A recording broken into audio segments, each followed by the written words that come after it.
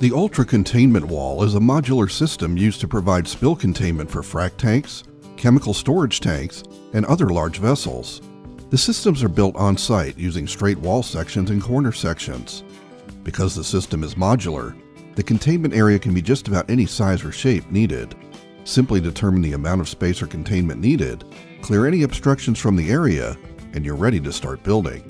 The first step in assembling an ultra-containment wall system is to lay out the liner. The 30 mil textured polyethylene material is heavy-duty, rugged, and built to last. With the liner unfolded and laid out to the approximate system dimensions, the straight wall sections and corners are now ready to be brought in and connected to form the structure of the system. The all-polyethylene, roto-molded sections are durable enough to withstand the daily rigors commonly seen on site, but lightweight enough that they can be installed without lifting equipment. The walls and corners of the system lock together quickly and easily without the use of tools.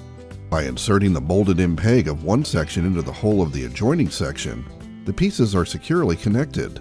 Once 3 walls have been assembled, unfold the liner and lay it over the walls of the system.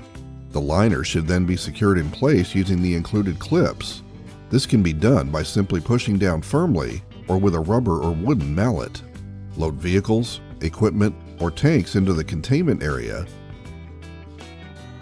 After loading the area, install the final wall and secure the liner using the included clips.